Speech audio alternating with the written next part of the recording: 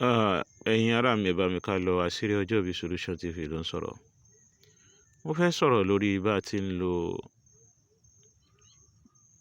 orógbó àwùsá tí à ń pè ní àsálà. Àsálà àwùsá. Mi ò máa ń tẹ́yìn pé lọ́dọ̀ yín. Àsìkò rẹ̀ náà la wà. Àsálà. Ẹ rí i pé nígbà tá a gbàdúrà kọ́kọ́ jáde, mo sọ̀rọ̀ nípa update ẹ̀.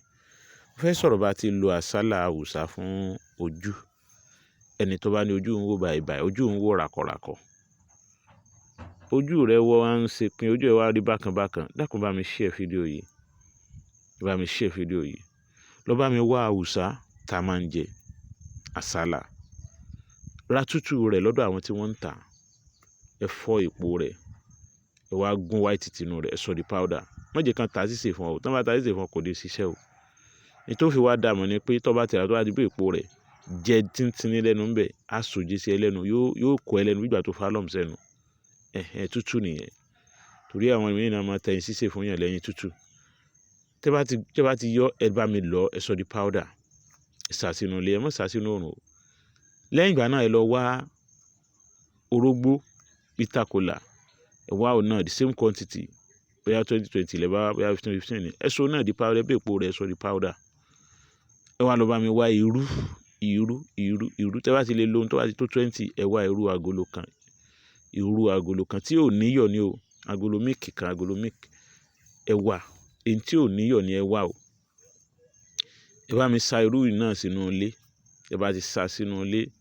Ẹ sa irú náà sínú ilé. Tẹ́ bá ti sa sínú ilé. Nígbà tó bá fi tó bóyá bí a week, bóyá bí 6-7 days, yóò gbẹ. Tẹ́ bá ti wá gbẹ, ẹ wá lọ irú, ẹ lọ lọ́tọ̀.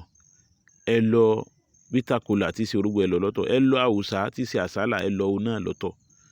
Tẹ́ bá ti wá lọ lọ́tọ̀. Nọ́mbà mi ò pé méjì. 07033449598.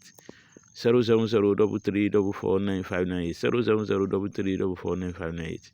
Tẹ́ bá ti wá lọ pọ̀, ẹ mix mẹ́tẹ̀ẹ̀ta yìí papọ̀. Àsálà, orógbó àti irú. Ẹ mix mẹ́tẹ̀ẹ̀ta, ẹ mix ẹ̀ papọ̀. Gbogbo ohun tó bá ń jẹ́ ìkan àìsàn ojú tó bá ń dọ̀ láàmú, máa lò. Tẹ́ bá ti wá fẹ́ lò, ẹ dà sínú oyin gidi kẹ́ ẹ máa fi lò. Tó bá dẹ̀ wù yín, ẹ lè dà sẹ́nu kẹ́ ẹ máa là. Tó bá wù yín, ẹ lè dà sẹ́nu kẹ́ ẹ máa là. Pẹ̀lú ògo Ọlọ́run, inshallah bi'idhnillahi ta'ala. Ẹ lè sọ di fílẹ̀ powder. Ẹ máa là. Kọ̀ọ̀kan yín. Ìpùsẹ̀ ni ẹ máa wọ́n jẹ.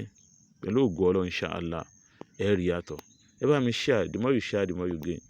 Nọ́mbà mi ò yí padà. 07033449598. Ẹ bá subscribe sórí YouTube wa. Àṣírí ọjọ́ ìbí Solution TV.